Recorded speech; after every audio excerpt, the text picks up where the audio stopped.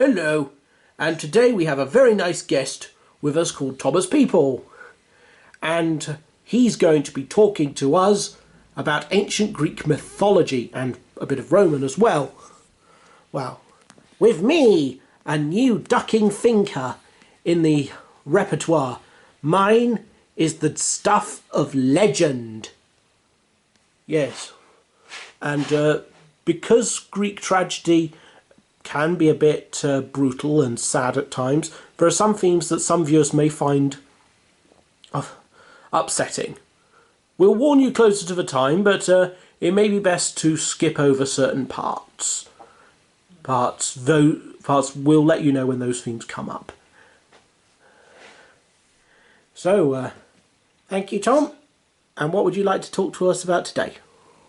Today I'll be talking about Greek mythology with a bit of Roman in tribute. Yes, in tribute to Dr. Niall Livingstone, one of Tom's old professors, who's now passed away, and there'll be a book of his in the description below that you can buy if you'd like. It's common to see mythology as static. We buy books or manuals, or maybe the companion to ancient mythology that will tell us the story as if there is one agreed version, or at least, if you ignore modern reinterpretations and modern retellings today, there is one interpretation, one version. But even if we ignore the modern versions, there is rarely one version that comes down to us from antiquity. Leaving aside the problem that so much written back then is lost and so much was all tradition, there may be loads more versions that we don't have. Even if we ignore that, even in versions we have, there is often inconsistency and alternative ways to view or understand the story. And in this video I'm not going to claim to have the definitive version, but instead to show you how often several different versions of the story exist. Oh, thank you. So, starting off with the Trojan War, was Helen of Troy kidnapped? And was she punished? Whether Helen was kidnapped, we can go to various different extremes and everywhere in between. At one extreme, Euripides' Trojan women would suggest very much that she was guilty. Although she claims to have been unwillingly taken, the Queen of Troy rebuffs this argument and is generally agreed to have come across as the winner, at least in the arguments. Meaning Helen intentionally ran off with Paris and committed adultery against her husband Menelaus.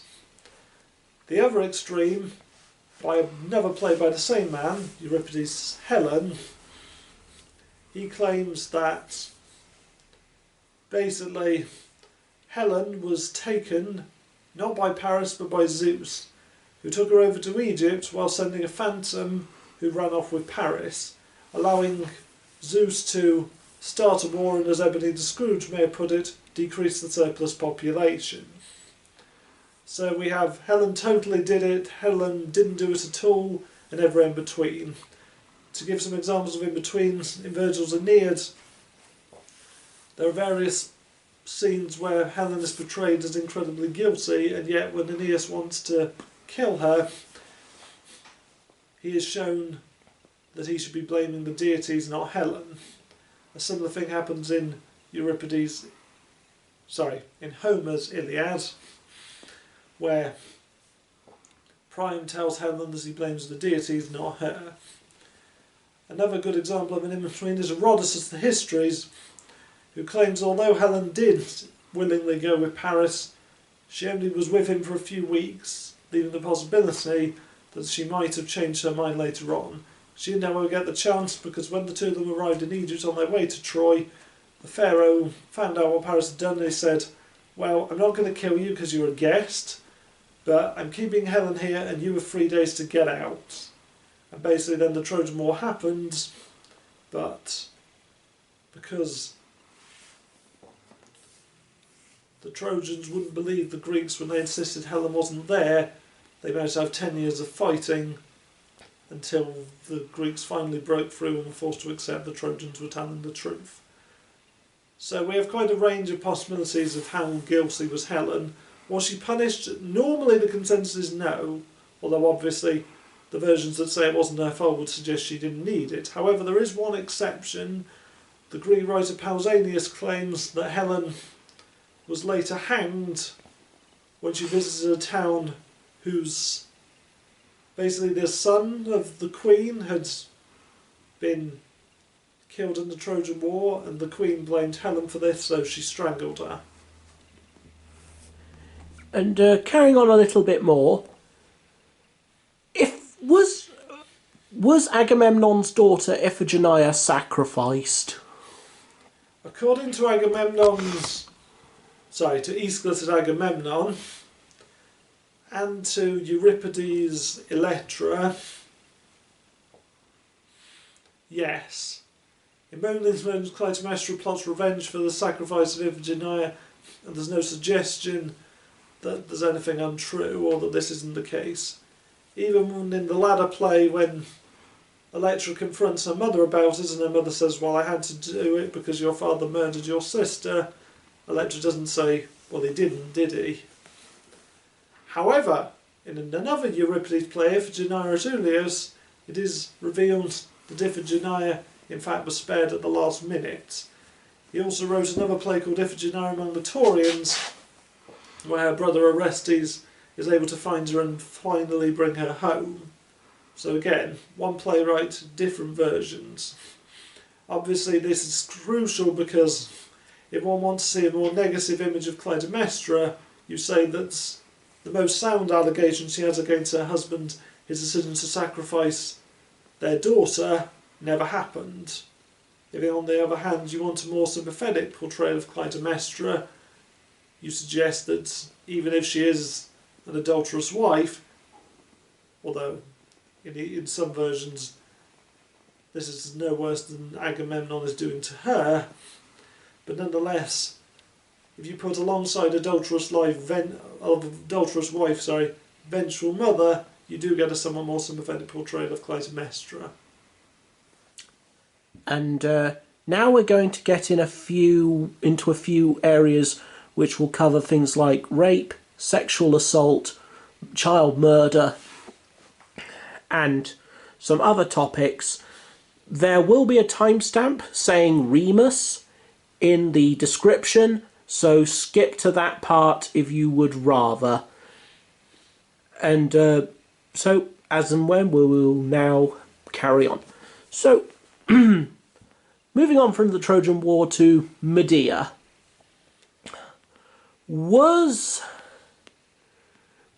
Did Medea kill her children? At one time in Greek mythology, there were three versions of the death of Medea's children. One version is that Hera, because she's rather jealous of Medea because Zeus is into her, and I'm afraid this is what Hera does basically. If she sees her husband look on a woman with lust, her response is to punish the woman, and in some cases make their life an absolute misery because Zeus is into them. Now in this version, she tells Medea that if she buries her sons alive in a particular holy place, they'll be immortal. Medea does that, and it turns out Hera was lying and they just die. Another version has it that after Medea was left by Jason, so Jason could marry the Princess of Corinth, Medea took revenge by killing the Princess of Corinth, and the people of Corinth, in anger, killed her children. In some versions I seem to remember stoned them to death. But basically it was a mob mentality that killed the children. Then the most famous version, that as part of a revenge on Jason, Medea murders her own children.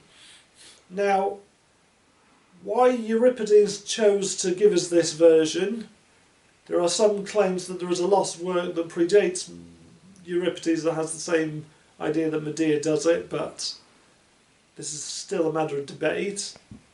There have been stories that Euripides changed it to make Medea guilty because the Corinthians bribed him to exonerate them. But in Greek times, the other version still existed. Apollodorus, for example, offers the Corinthians did it and Medea did it as alternatives in his Library of Greek Mythology. Pausanias also suggests that Corinth continued to do atonement rituals for the murder of Medea's children centuries later, suggesting that at least some in Corinth still believed that they or their ancestors were responsible for the death of the children rather than Medea. Now, in Roman times, however, the Euripides version where Medea did it seemed to become the most popular, and that version seemed to be the version and the most accepted version of what happened to Medea's children until the 20th century. Obviously I can't know, but something tells me that it had something to do with the desire of various writers, particularly in Rome, to discredit a powerful woman. Because Medea is an independent, strong, assertive woman, so suggesting that she was also a child killer. Maybe what we would now call the smear campaign. Oh, she's a powerful woman, she does her own way, she doesn't let men tell her what to do. Ah, she probably murdered children. Let's make her look like let's make her a monster.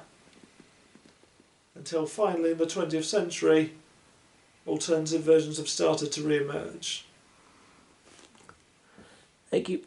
And coming over to Medusa, was Medusa always a Gorgon?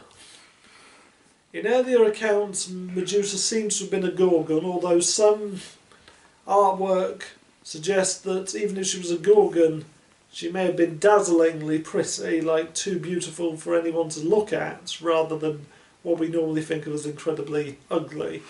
I know that's a subjective term, but I'm trying to follow what the mythology is suggesting.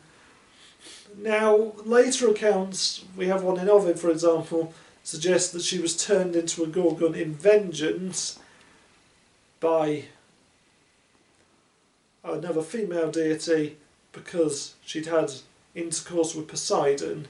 Now, I've heard some conflicting ideas as to whether we should treat the intercourse between Medusa and Poseidon as consensual or rape, but one thing I have not come across very often in Greek mythology is divine figures like Zeus or Poseidon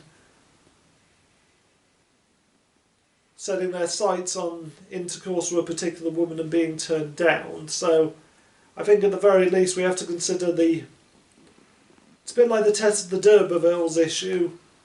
Even if one does not believe or accept the interpretation that it was outright rape, it's still hard to deny that Alec had a lot of duress and power over Tess in those moments that hardly make it what we would normally call consensual. So in the same way, even if one doesn't accept Medusa was raped, it's hard to argue there wasn't a considerable amount of duress that made a normal definition of consensual impossible, because, I repeat, I've come across few, if any, accounts of immortal deities like Zeus and Poseidon setting their sights on a particular woman and not getting what they want, and even fewer where the woman who turns them down finds her wishes respected. So I think if she was transformed into a Gorgon for intercourse with Poseidon, there's a very good chance it was done very unfairly. And with the question of Hippolytus, was Hippolytus guilty, or did he? Yes, this is probably going to be an awkward question to us, but Hippolytus, what exactly happened with Hippolytus? Okay, there are two versions that we seem to have. There's one by Euripides. You may notice he comes up a lot here, and there's another version recorded in versions like Seneca and Ovid. And again, we don't know whether earlier versions that said the same thing still existed at one time. But basically, the surviving versions largely agree on the following facts. Hippolytus rejected his stepmother Phaedra, interest in him. Phaedra later accused him of rape, causing Theseus, the king, to order Hippolytus' death, and after Hippolytus died, the truth is revealed, leading to Phaedra's suicide. Now, there are, despite this, some key differences in the two sets I mentioned. So in versions, for sake of argument, I'll just say Seneca, even though there are other versions that have similar ideas.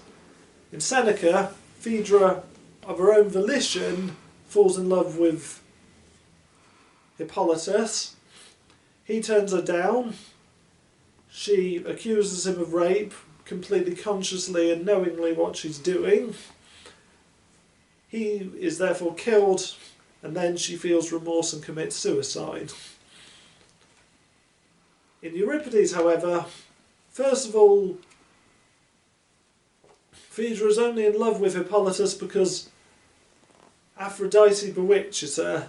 And the reason she does that is that she's angry with Hippolytus because he spends all this time hunting and no time doing what she's supposed to be about, i.e. love, romance. He spends all that to spend his time hunting, so she wants vengeance. So she turns Phaedra mad, basically. Then, unlike in versions like Seneca, Phaedra tries to keep her feelings to Hippolytus to herself. Unfortunately, her servant, well, with good intentions, but nonetheless very harmfully, tells Hippolytus the truth. When Hippolytus spurns her and gets angry, Phaedra panics and then makes an allegation of rape. However, this time she does it in a suicide note, making it a hot-blooded, spur-of-the-moment claim that she may well have taken back if she had the chance. That's not to say that a false allegation is ever right, but you could at least say there's mitigation here. It's not a conscious thing, it's a spur-of-the-moment panic.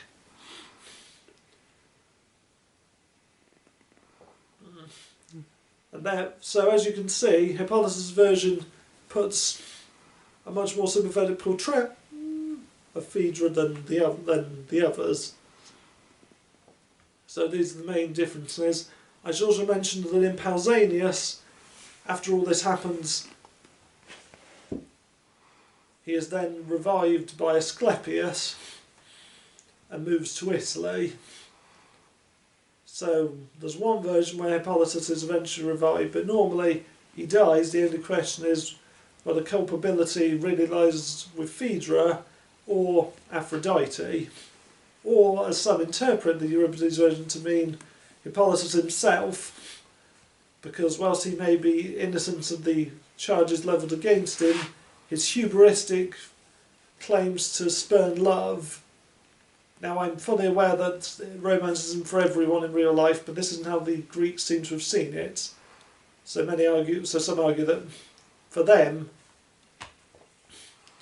what the play is saying is that he's essentially being hubristic by claiming to be above love. Okay, everyone. Now we're getting towards the final part, so hopefully the distressing stuff will be over now. And moving towards the Romans, speaking of moving to Italy, how did Remus die? There are three versions of the death of Remus. One version is Romulus killed Remus, direct fratricide. Another version is that the two brothers went to war. Remus was killed in the conflict. So this is a sort of lesser guilt in Romulus's part. Yes, the war between them caused his death, but as Romulus doesn't directly kill him himself, there was the possibility of reconciliation, or whether had Remus submitted it would have been over, they could have sorted things out. Romulus is still not completely off the hook, but he is certainly less responsible for his brother's death than in the first version. Then there is another version that, as far as we can tell, and I say as far as we can tell, because when you're classicist you have to, because you never know when some other account will turn up and change everything.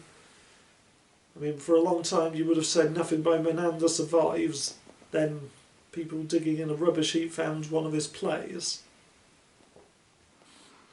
So,